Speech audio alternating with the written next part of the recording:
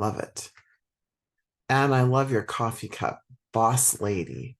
I've not resonated well with boss babe, although it's cute. I just have not really considered myself to be a babe, right? Um, so, but boss lady, I like that one. Like, maybe I need something that says boss queen. I'll look back to that one. All right. Let me see. I wanted to share, hoping I can, a little bit of marketing business uh, content information. Officially, I'm going to do this for my YouTube video. So I remember, welcome to Monday, April 24th's call. And so I wanted to share just some basic, I guess, writing content principles with everyone, and tie that into what we've talked about, which is the resonant energy of the balancing or the harmony of the divine feminine and the divine masculine. And so, and then we would even tap that into what some of the algorithms might be requiring of you. So in the world of copywriting, and which is something that I've always had an interest in, I would not I would not say that I'm an expert in it. I have probably, like all of you, rules around what deems an expert. So, but I have a passion for understanding the psychology behind what makes people buy, right? What intrigues people enough to buy and what doesn't. So mine was more of an from that perspective. So in the world of content, one of the things that I think about a lot is like the magazine, like People magazine or Cosmopolitan magazine or even Time magazine or like Woman's World or Star magazine or what's that one, The Inquirer, and why those magazines are still around.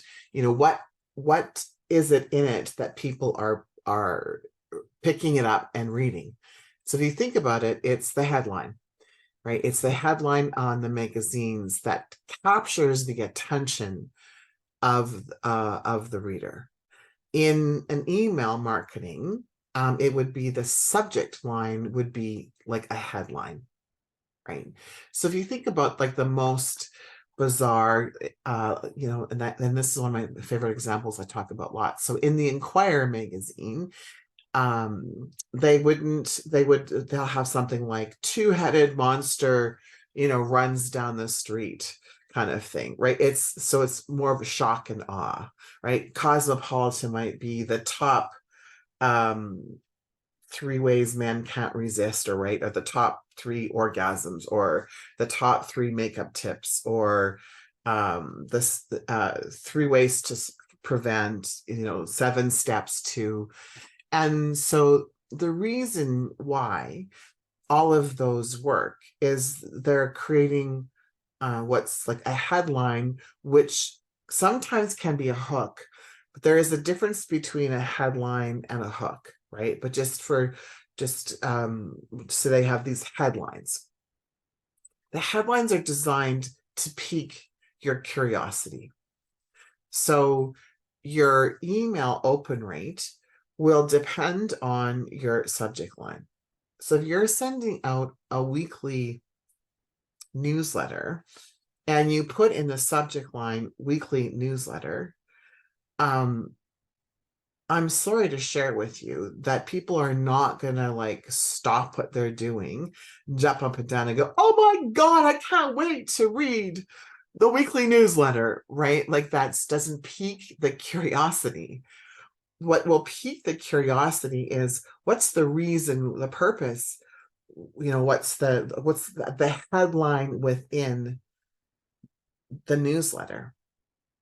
And if you don't have a headline within the newsletter, or and I don't like the word hook, but a curiosity, right, within the newsletter, then people are resistant to read it because they don't know. They don't know the juiciness, the passion, the what's in the newsletter. And so it's important to understand what's within the newsletter that would capture the attention of the reader, right? Are you just putting out information for the sake of, yeah, also known as clickbait, right, Anne? Are you just putting out the information for the sake of the information? Now, for some of us, we don't resonate, or we might be in resistance, or in resistance to the language that's used, right? Like clickbait, hook, like I'm not a fish, right? I don't want to be baited. But there's psychology behind it. So the intention is to grab the attention of the reader so that you can have impact and influence. So sometimes we need to let go of the meaning that we give the words. Just know that we don't resonate with the words, but the intention we can resonate with. I resonate with the intention that I want to capture the audience so that they A, stop scrolling, or B, they open up the email. Like, I don't know about all of you, and I have different emails for different purposes, but I mean, I get at least 100 emails a day, right? And so if someone wants to capture my attention, their headline needs to be like really, really significant. And I'm sure I'm not the only person who receives hundreds of emails a day. And so so in this creating the curiosity, that's how you create the curiosity, through a headline, through a bold statement. And the statement might, be one of controversy, right? It might be one of shock and awe. It could be thought-provoking. There's no I was gonna say there's no right way to create a headline, but that's actually not the truth. There is guidelines to follow in creating a strong headline, right? It's really about, how well you know your audience, and chances are you know your audience quite well because they either are you like where you were before, or you might even share some of the challenges that you're facing right now in your own life and business with your audience. Typically, if we were like, on a road, a path, typically we would be a little ahead of the audience in terms of discernment, not in terms of judgment, right? We're sharing our experiences of our past. So a headline is important. It's an important component of what you do. Now, if we think about when you're speaking on stage, right, you have a presentation, or you have like a main talk that you have. And that also is to have a strong headline to pique the curiosity so that people will listen to your presentation, will listen to your talk. So if we go with the premise of Facebook is one platform, LinkedIn's another, YouTube, Instagram, Twitter, all of the other social media posts that I'm not familiar, are social platforms that are out there that I'm not even familiar with. The headline is important because you want to pique the interest of someone. So if your post is meant to be a place where you're sharing something and you want people to be able to like stop and read. Now, you might be just using social media as a place for expression. You might just be using social media platforms to experiment. What are people, being connected to? What are they, doing a thumbs up? Where is their engagement? So it depends on your purpose of using social media as well. If you're wanting to capture the attention of a potential client, you'll want a strong headline, even in your like regular posts.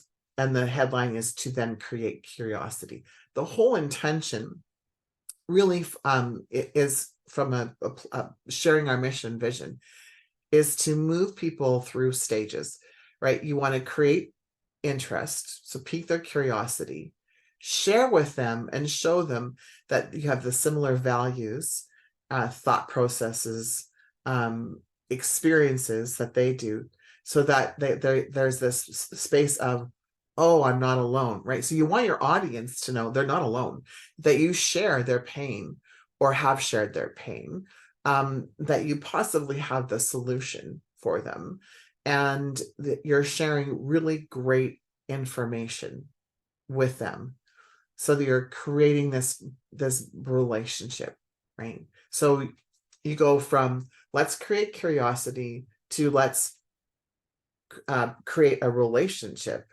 to the next step of let's, would be the next step would be the buy-in, right? Someone raising their hand to say that they want to be in a deeper relationship. And I am, again, also sure I'm not the only person who's been friended by somebody on Facebook in particular. This happens. It can happen on Instagram too. And they immediately private message you with, hey, I have this really cool offer, right? And, for me, and I've said this before in other areas, that's like swiping right on Tinder and then someone sending you, excuse the language, a dick pic, right? And so it's just not cool, right? I don't even know your last name, and now I have a naked picture of you. And although I do appreciate a naked body, I don't even know you. So why would you think that I would want to see, your penis? And I share this because when I went on the dating scene, this happened to me, like the second person, and I was like, I don't understand why you sent me a picture of your penis. How did "hi, my name is Ranchelle" lead to a penis shot, really? And so, but then I start to I see some of these things with people trying to promote, overtly do that in Facebook. And I was like, that's how I felt when I was sent a dick pic. It's like, I don't understand. You don't even know me, and now I have a picture of your penis. Like, seriously, dude? So, and I share that with people who immediately go into, could you do this for me? I will share. It kind of feels like when I swiped right on Tinder and got a dick pic. I don't know who you are. So how about we have an opportunity to get to know one another, and then you can tell me about what you do, versus just showing me your penis. Right? And then people will see that, oh my goodness, I'm so sorry. Right? And so none of us likes that. That's moving really, really fast, right? Or if you've ever been on a date with someone and you go on a first date, and by the second date they're already planning like your wedding. It's a little freaky, right? I've also had that. We should get married. I don't even know your last name. So how about we not get married? Right? How about, and there's been times with like my second husband, we on our third date, we did know we want to get married. That was cool, right? And so it was a mutual agreement. It was a mutual attraction. It was a mutual relationship. But we didn't, it was mutual. So think about your process, right? Your sales process, your marketing process, kind of like that, right? That there is a time and place for everything, and you might mutually feel that passion towards each other, right? In through the relationship on Facebook or whatever. And there often is more touch points required before you enter, into going down the aisle to get married, to build that relationship, to move into a committed phase. And so when you're posting, just be an awareness of, am I asking someone to marry me? And they, even though they're on your Facebook, this is the incredible thing about Facebook. They say you're Facebook friends, right? So you might be a Facebook acquaintance. You might be on my Facebook, but I'm not even sure if we're friends or acquaintances. It's just because you friended me. So is it not interesting from a psychological perspective why we behave this way on Facebook? Is the language that Facebook uses is based on a relationship. So there's this false sense, a false pretense that everyone on your Facebook feed is your friend.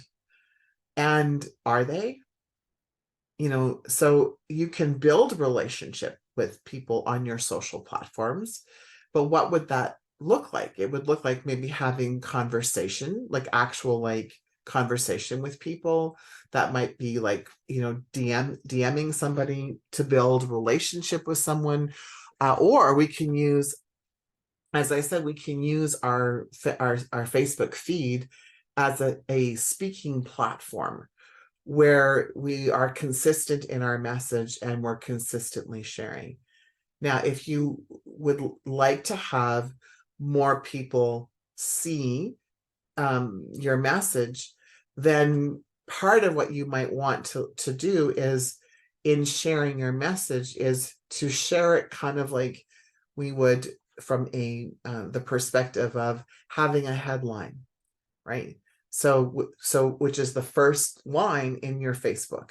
Now, you don't have to do this. Sometimes I do this, sometimes I don't. Like for me, I use Facebook as one big massive science experiment. So to see what parts of my message is resonating and what's not resonating. When I move into strategy, you'll notice when I move into strategy, because my posts will change a little bit, because I'll start using headlines and subheadlines, and I share, but I share differently. So in creating the content, if you're wanting to stop the scrolling, right, you would have a headline. What would be a headlines, that are speaking to someone's pain or speaking to a promise, right?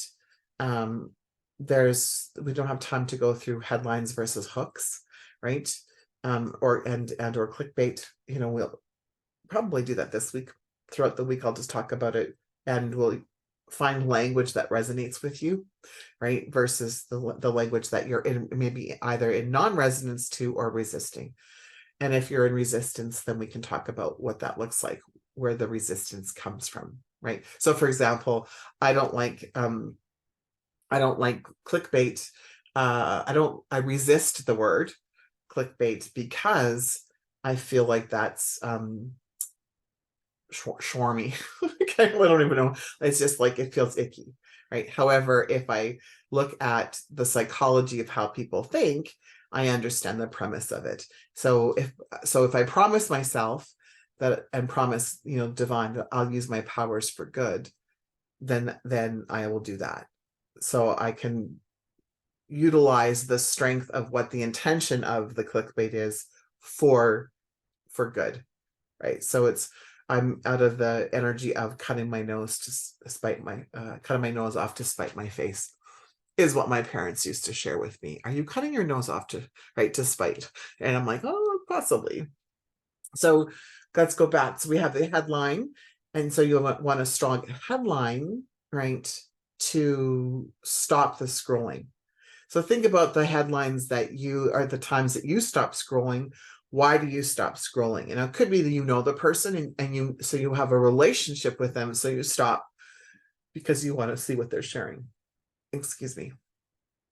Think about, if you're creating your own headline, use it use your platforms as an experiment, right?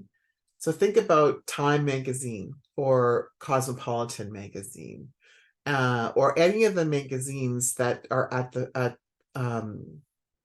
front counter when you're buying groceries, and their headlines, right? They've developed the headlines. There is a lot of money, a lot of research that has gone into creating a headline. Now, this is where because creating headlines is not my strength. This is where I'll use ChatGPT to guide me, right? It's very rare that ChatGPT creates a headline that's like the best for me, but it gives me some ideas to help me as an example and sample, right? But you don't need to use chat. You can bring up the latest Time magazine, or the latest Cosmopolitan magazine, or People magazine, or any of those, because they've spent millions of dollars doing research on what a great headline is, right? You can take a look at what stops you, and you can model what stops you. So we go into the space and place of, I'm creating, content, I'm creating a headline to stop, and then you share your message, because what you're had the curiosity, you're building a relationship to move into the next phase of the relationship with people, which is commitment, right? And so commitment, and what are they committing to, and what are you committing to? Now, we've talked about, it might not feel good for you to have a call to action on your posts. It might feel great for you to have a call to action. Your call to actions might be one of more invitational versus directive. Or you might just want to be sharing information with, sorry, Anna, just saw your dog is wanting attention. And so your call to action simply might be an invitation or a post with no call to action. Facebook is clear, though, within their algorithms. They do not want you overly promoting your products or services on your personal page. That's why we have business pages, right? And so if you're constantly having a CTA on your personal page, you will notice that your post will be shown less and less to people, right? And so you'll see that some marketing people, in order to beat the algorithm, which I always laugh because their tech people are way more smarter, I think, than than people who are trying to beat the algorithm. But in order to beat the algorithm, people might say things like, DM me for the deets, or like, let me know, right? Connect with, we can connect after. So it's not overly promotional. And then people can private message you, right? So that's to beat the algorithm, right? Sometimes, like some of us, I do that all the time. It's not because I'm trying to beat the algorithm, but because actually relationships really important to me. And I just want to talk to people. I like people and I want to have conversation with people. And I know that if I can be in front of people, if I can have conversation with people, I can build a deeper relationship with people. And then I have more impact and more influence. Right. So there is a connection certainly there for me. But I'm really interested in building relationship. So either one of those ways of using the social platforms will work.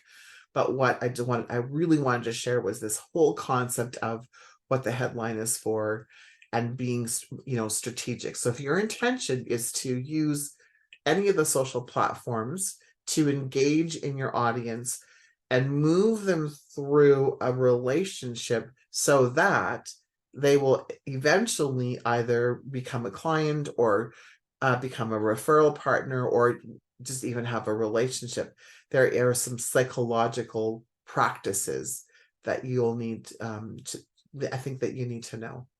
It goes back to the other piece of using, Facebook as a science experiment. Do people respond more when you talk about there's the carrot motivation or the stick motivation, right? The carrot motivation is the move towards motivation.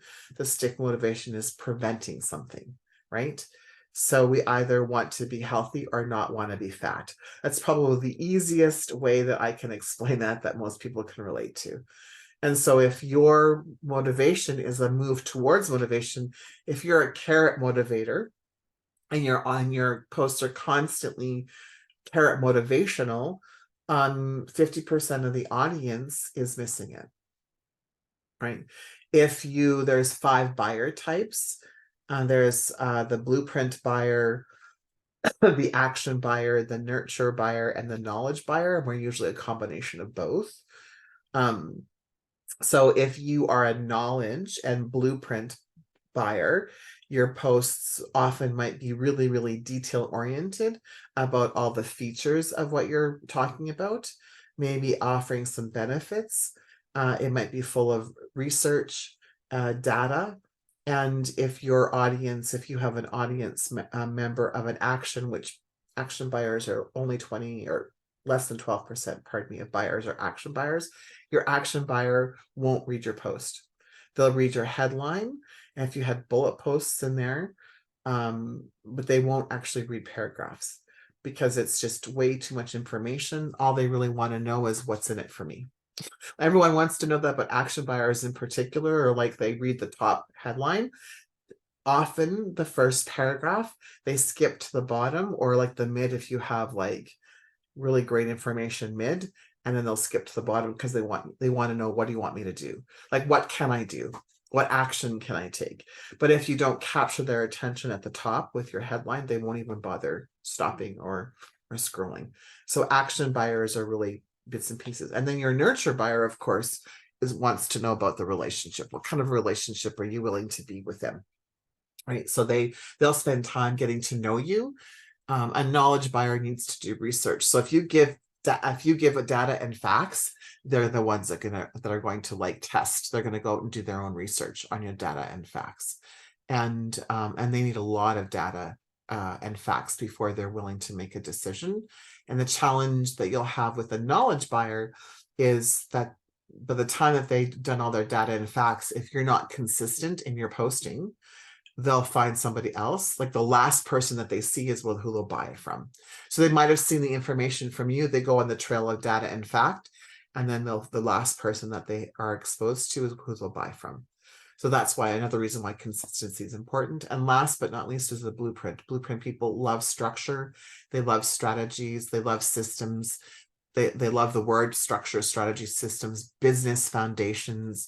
Like that makes their heart just palpitate because they're like, ooh, there's a structure to this. And then they feel safe and secure in their knowledge of buying that, right? And so if you're speaking, or in some sort of, your intention is to, right, create a place and space where you're wanting to move from people to just information into their bringing their credit card out, then these are just some of the things that will be important for you to know, right?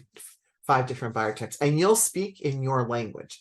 I'm an action nurture, so I'll speak action and nurture. I don't speak in terms of knowledge. I don't attract a lot of thanks, Karen.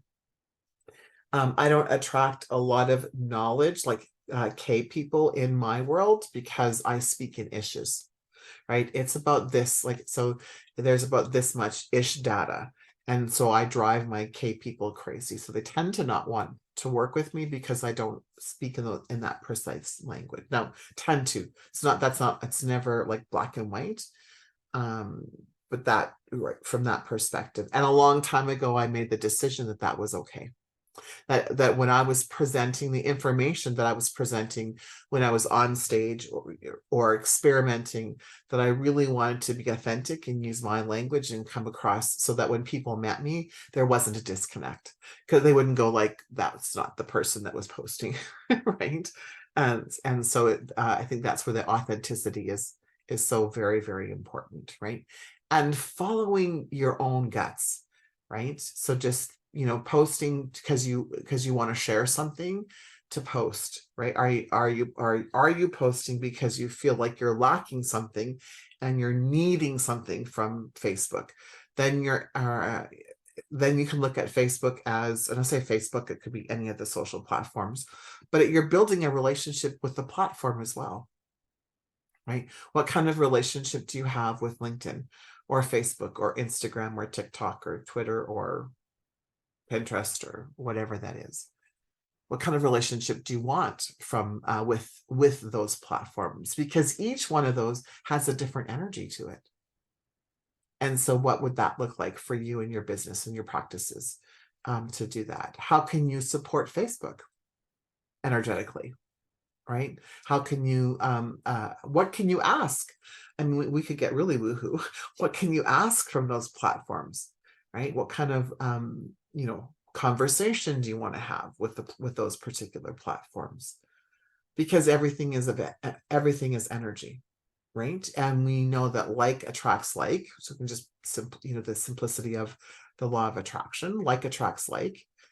And so, what does that look like for you on each of those platforms? So there's many levels to what we're talking about, right?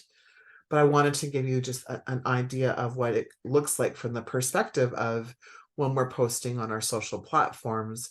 If your desire is to, right, to increase impact, increase influence, increase your relationship, increase curiosity, and increase commitment, then there is a possible formula that you might want to follow, or not, right? And like I said, I just use all of these as a big science experiment.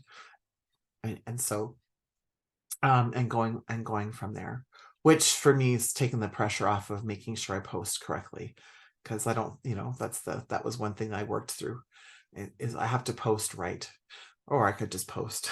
I could just share my message and not worry about it. And for a long time, that's what it is. It's just been like, I'm just going to share my message, and I've not been worried about who's seen it or who hasn't. Right. So that's the other piece of it. So multiple layers for sure. All right.